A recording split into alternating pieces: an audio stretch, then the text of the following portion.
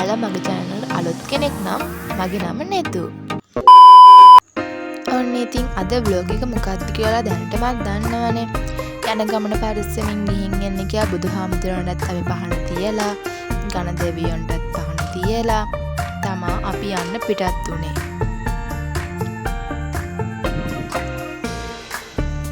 ඔය තියෙන ළමයි ඉතින් අපි යන බස් එක. තාම කට්ටිය එන්නේ නැහැ. කට්ටිය ඉතින් එනකන් අපි කලින් බස් එකට ගිහින් හිටියා.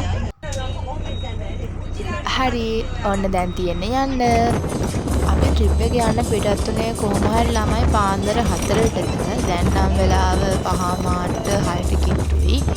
ඒත් ඉතින් කට්ටිය නිදි නැහැ. එයාලා ඉතින් නිදි නිදාගෙන හිටනවා. අපි යන අතරමඟදී තමයි මේ පාලමත් හම්බුනේ අපිට. මේක මොකක්ද කියලා නම් අපිට ඒ වෙලාවේ බලන්න වෙලාවක් තිබෙත් නැහැ.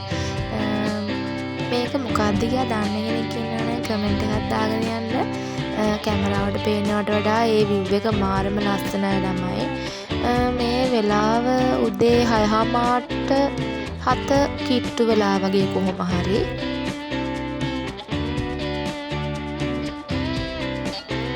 අපිට කොහොම හරි දිඹුලාගල කන්ද හම්බෙන්න කලින් තමා මේ කන්ද හම්බුනේ. මේකේ නමත් මන් දන්නේ නැහැ. ලස්සන නිසා පොඩි වීඩියෝ ෂොට් එකක් ගත්තා.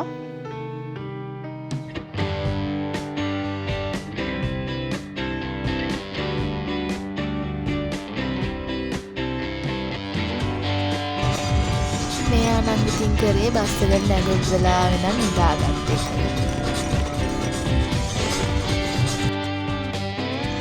අපි ඊට පස්සේ උදේ කෑමත් මහියංගනයෙන් අරගෙන මහියංගනේ රජමහා විහාරය බලන්න ගියා. බුදුරජාණන් වහන්සේගේ කේච ධාතුන් තමා මේ මහියංගන දාගබේ තැන්පත් කරලා තියෙන්නේ.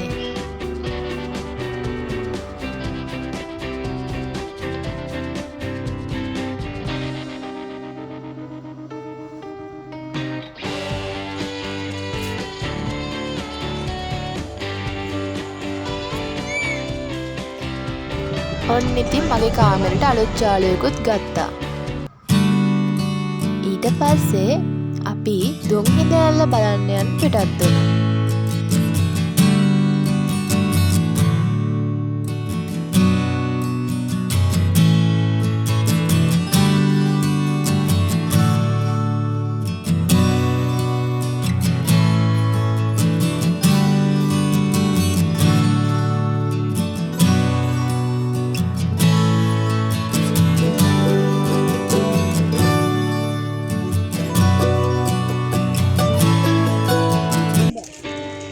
දුම්හිඳ බලන්න යන්න නම් එච්චර ලේසි වෙන පාටක් නෑ.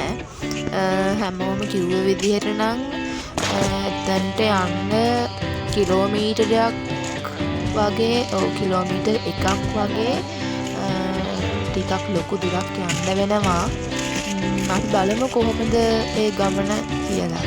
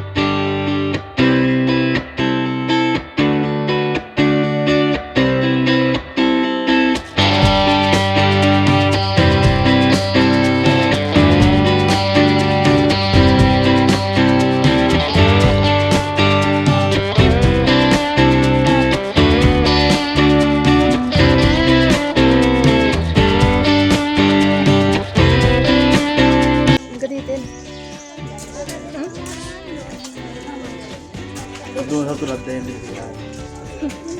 හිතනවා දුන් හිත බලලා ගෙදර යන්න පුළුවන් කියලා. බුදුම දුරන් යන්න තියෙන්නේ. කොහේ යනවද කියලා තේරෙන්නේ නැහැ. මෙතනින් එහාට ඉතුරු ටික නම් පෙන්වන්න අමාරු වෙයි. අනේකත් ෂුවර් නැහැ. ෆෝන් එක බිමට වැටෙනවා නම් ගොඩක් ප්‍රශ්නයක් වෙන්නේ. අපි ඉතුරු ටික මං ගිහිල්ලා පෙන්වන්නම්.